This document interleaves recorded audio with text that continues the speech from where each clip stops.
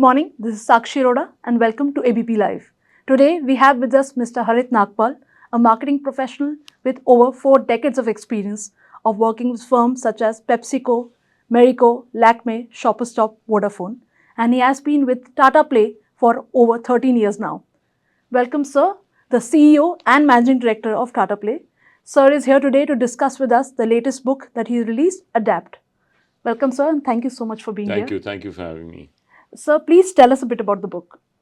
Well, the book came as an accident, really. I didn't plan to write the book, but what really happened was that over the years, I've been in the last 4 decades in 6 industries. Every industry, whenever I shift or come to a new business, I'm told things don't work in this industry the way it works in others. We are unique. Yeah. Second, with changes being frequent, people are sitting under the notion that the basics are changing. Okay. And it's not their circumstances that are changing. And the basics that they were taught in school or they learned early in life are not relevant anymore. Now, basics can't be called basics if they're not basic. Of course. They're not the foundation. So that's the notion really I wanted to break, that it's not the basics that are changing, it's your environment that is changing. It's the technology and the regulation and the other things around us that are changing, which need to be adapted to and not redesign the basics. Because, if there is more pollution in this world, the sun won't start revolving around the earth, and the earth won't become flat. Yeah, for sure. So that's what I wanted to do. So I wanted to re-emphasize the basics that we were taught right in the beginning, and the book started. So, sir, how was your experience writing it? Do you feel that whatever you learned in all your years of industry experience, you have been able to summarize it very well in the book? I've tried my best. I started by writing the book like anybody starts. Okay, these are my 10 subjects. I will write 5,000 word, draw 2 by 2 metric about that subject and write 5,000 words. But I started doing that, and I found that a bit too preachy. Something so boring that, my friends and family would buy the book but won't read it. They would keep it in the mantelpiece and say, "Ha, bhai, you've written the book, so we'll buy it." So yeah, I did contemplate about how should I present the book. Okay. And came to the conclusion from my own learning that when I was a kid, my mother wanted me to have milk, but I wouldn't because it didn't taste good to me. So, in summers she would give me cold milk with some ruah afza or something, and in winter she'd give me hot milk with some chocolate in it. And thanks to the ruah afza and the chocolate, I would open my mouth, the milk would go in, and some calcium would settle in my body, I guess. So I thought of stories as a format. And I said stories would open the reader's mind. Yeah, that's very evident in the book, I must say. Yeah, so I just, whatever learnings I had from my life, I tried to create a plot in which I built some stories.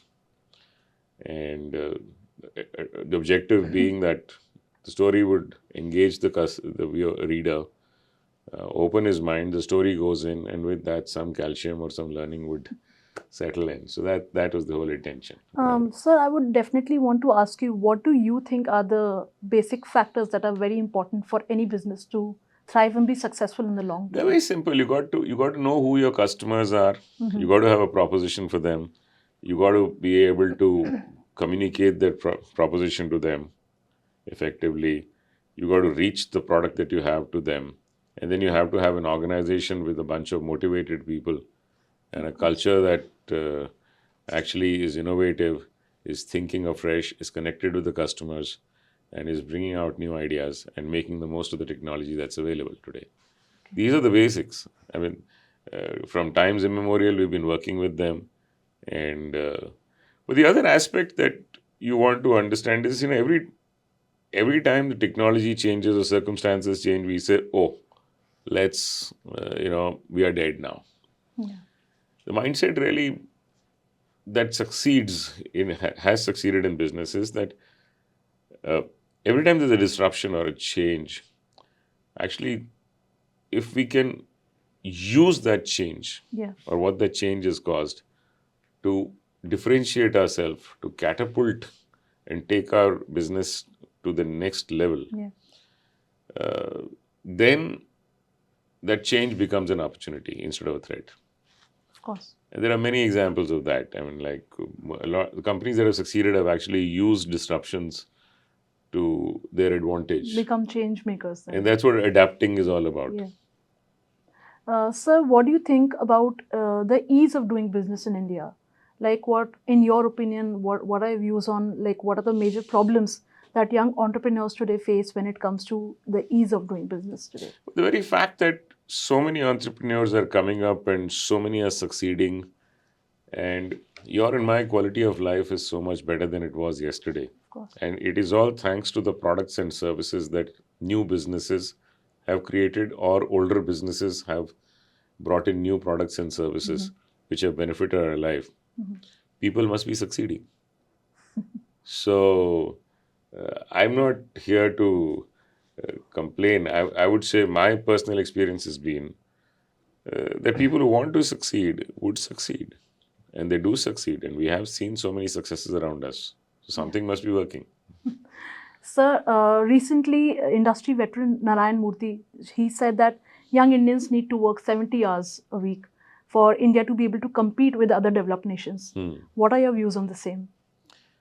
Well, hard work we've all done in our youth. So when I was young, I would also do those many hours of work. Even today, we work very long hours, though it's a little more fragmented and not in. It's more on think and less on do. The do component is reducing, and the think component and the direct component is increasing as you grow older.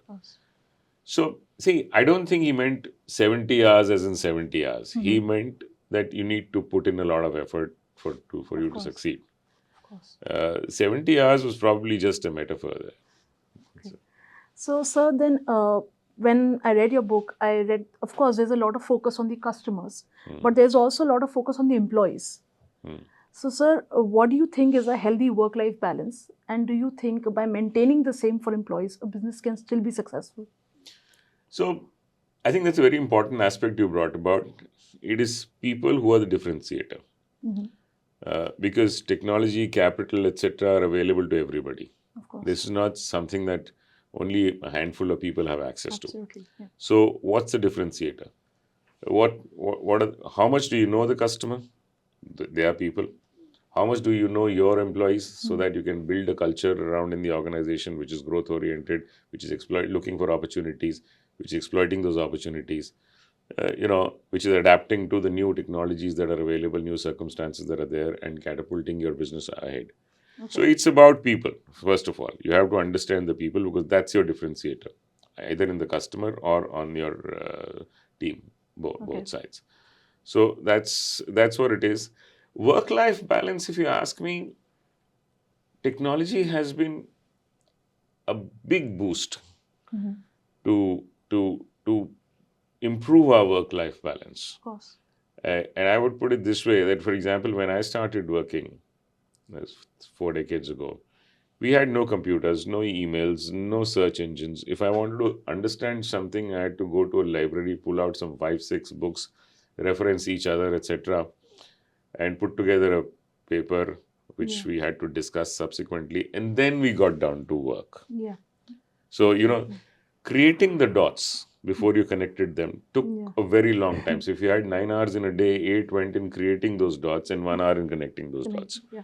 Today, all people needed to do was type a line in a search engine, and you had 7 references without even going to a library. Yeah. You click on those, you pick up the salient points, and you have the dots ready. So instead of the 8 hours that you spend in collecting those dots, you spend about an hour in collecting those dots. Going forward with generative or chat GPT, etc., that you're talking about, generative AI, etc., that 1 hour is also got reduced to a couple of minutes. Yeah. So you have the whole day to connect the dots. So you don't have to really burn the midnight oil to, collect the data. That automatically leaves you a little more time for work. So first of all, the collecting is taking less time. The thinking is, therefore, there is more time, and that leaves you more time for leisure also. Of course. Sir, one more opinion I would like you to share with me. Recently, Union Minister Smriti Irani said that menstruation is not a handicap for women. She basically said that by asking for a menstruation leave, women might be opening themselves up to facing discrimination in the workplace. What are your views on the same? I think discrimination is consciously reducing. Okay. That just is one aspect, but there are many ways people were discriminated at the workplace. Of course. And I think with general feedback, two-way feedback, to and fro happening in the organizations, and consciously being aware of things that could eliminate the stereotypes that exist in the organization. I mean, you raised one aspect of discrimination. There are 100 aspects through which you can discriminate. Yeah. But when you openly talk about these in the organization, when you allow for a conversation in the organization about it, solutions come out. People become conscious that these are not the basis on which we should discriminate one gender or community or handicap or whatever. I see it reducing, if you ask me. In my years, I've seen it reducing great. It's not eliminated, but I see hugely reducing. Huge progress, you are saying that. Oh yes, of course. We've seen, within my lifetime, I've seen a huge progress on that front. I think that's a very positive note to take away from this. Well, we can only be hopeful, and that's what drives change. Definitely. Sir, before we go, I would like you to share a checklist of 3 or 5 points, as you wish, for young entrepreneurs that you feel that they need to tick mark these points to be able to succeed in the business. Very important to be experimentative. Of course. Try out new things. Can't be just following what the previous generation left for them and repeating the same. Progress comes only with experimenting. That's one part. But while experimenting, don't bet your house. Experiment in smaller measures, smaller territories, smaller segments, customer segments. If your proposition is successful, then expand the reach. Don't just because it's investor money, don't just go and blow it. Yeah. That's one part. But if you're not failing in your experiments, then you're not trying hard enough. So your leap needs to be long enough, your attempt needs to be large enough for change, for you to fall a few times. If you're not falling, you're not trying hard. Thank you so much, sir. And this was Mr. Harit Nagpal with us. Sir, thank you for coming here and thank you for sharing your valuable insights. Good luck with the book and all the future endeavors. We really hope that the business community keeps enriching itself from your experience and anecdotes. Thank you. This is Sakshi Roda for ABP Live.